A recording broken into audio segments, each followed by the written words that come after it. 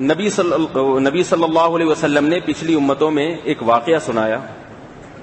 کان ممن کان قبلکم رجل قتل 99 نفسا بلکہ 99 نفسا. آپ صلی اللہ علیہ وسلم نے فرمایا پچھلی امتوں میں ایک شخص نے 99 قتل کیے. تو توبہ کا خیال آیا. مشہور حدیث ہے, راہب کے پاس گیا, بھائی میں نے 99 قتل کیے ہیں, کیا میری توبہ قبول ہو جائے گی؟ وہ راہب بزرگ تو تھے لیکن علم نہیں تھا. انہوں نے کہا وہ 1-2 ہوتے تو چلو تھی, 99 کی توبہ کہاں سے قبول ہوگی؟ تو اس نے کہا جب توبہ قبول ہی نہیں ہونی, جانا جہنم میں ہی ہے, تو سینچری پوری کر لو. اور راہب کو بھی جان سے مار دیا اس نے. پھر اس کو خیال آیا نہیں بھائی شاید توبہ قبول ہو جائے, اللہ میری مغفرت کر دے.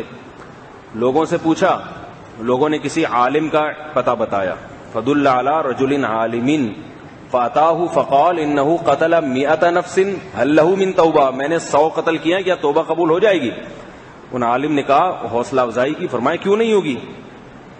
لیکن ان عالم نے کیا ان کو بتایا, انطلق الى ارض کذا وکذا فان بها اناسا یعبدون اللہ فاعبد اللہ معهم. ان عالم نے کہا اس جگہ کو چھوڑو جہاں تم رہتے ہو. ان عالم کو پتا تھا یہ توبہ کر کے یہاں قائم نہیں رہ سکتا توبہ پر, چاروں طرف اس کے پان گٹکے والے لوگ ہیں, ٹارگٹ کلر ہیں, ساری انہی میں دوبارہ بیٹھے گا. بھئی انہی سے تو سیکھا ہے نا, سیاسی لوگوں سے پیسے لے لے کے انسانوں کو قتل کرنا سیکھے. جب ادھر ہی بیٹھے گا تھوڑے دن میں جب بے روزگار ہوگا تو اسے پتا ہے کہ بھئی ایک بندہ مارنے پہ اتنے ملتے ہیں, جب بھوک ستائے گی تو پھر بندہ مار دے گا, پھر توبہ کرے گا. تو 2-4 دفعہ جب ایسے توبہ توڑے گا تو مایوس ہو کے بولے گا بھائی میرا کام توبہ کرنا نہیں ہے, قتل میں لگ جائے گا ہمیشہ کے لیے. وہ عالم واقعی عالم تھے, انہوں نے کہا کہ توبہ بھی کرو مگر یہاں جا کے نہیں, انطلق الى ارض کذا وکذا, فلاں فلاں جگہ پہ جاؤ, فإن بها اناسا یعبدون اللہ فاعبد اللہ معهم, وہاں اللہ والے ہیں عبادت کرتے ہیں, انہی میں جا کے رہ لو. ولا ترجع الى ارضک, دوبارہ کبھی لوٹ کے اس زمین پر واپس نہ آنا. سچی توبہ کی نیت تھی نا اس کی, اس نے قربانی دی, اس نے کہا اپنے علاقے کو چھوڑ دوں گا میں. تو اللہ کو اس کی سچی توبہ اتنی پسند آئی کہ حدیث میں آتا ہے آدھے راستے پر پہنچا تھا, موت کا وقت آ گیا, ابھی توبہ کی نہیں ہے, آدھے راستے پر پہنچا, موت کا وقت آ گیا. فاختصمت فیہ ملائکۃ الرحمہ وملائکۃ العذاب, فرمایا نبی صلی اللہ علیہ وسلم نے موت کے فرشتوں میں اور عذاب کے فرشتوں میں جھگڑا ہو گیا.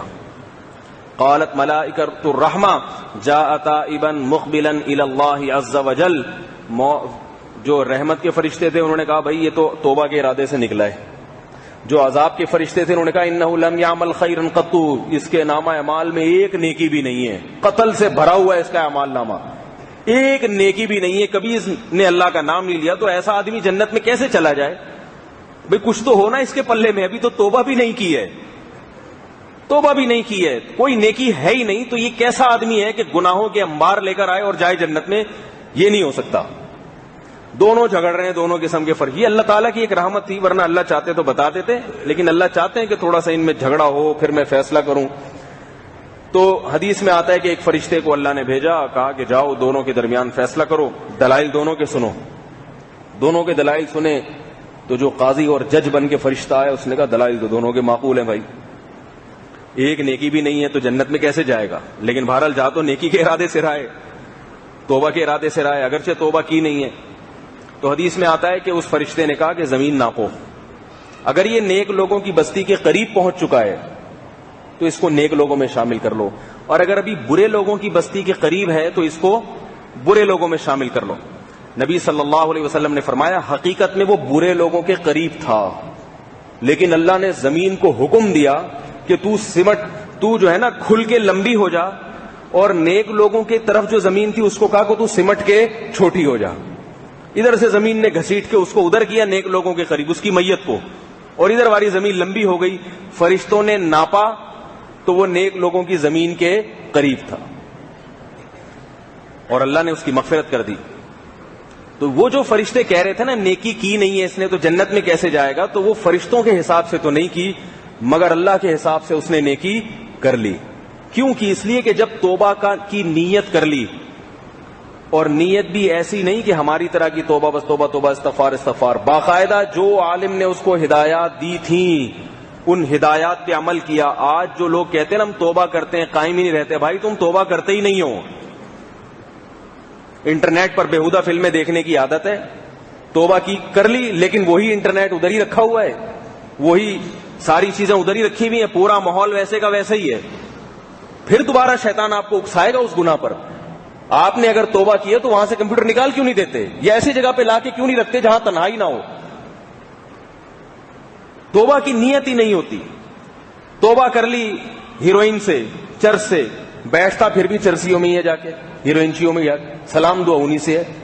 फिर पुड़िया तो देख के तो फिर तो राल तो टपकेगी ना भाई, जब पुड़िया नजर आएगी किसी की जेब से तो थोड़े दिन तो तौबा पर कायम रहेगा, उसके बाद कहेगा वो मौलवी साहब की बातों में वो मजा थोड़ी है जो पुड़िया में था। हर वक्त इंसान पर अल्लाह का खौफ नहीं रहता, हर वक्त एक जैसी कैफियत नहीं रहती, हर वक्त ये चीजें नहीं रहती। तो तौबा जब है कि आप तौबा भी करो और गुनाह के जो असबाब थे उनको भी खत्म कर दो।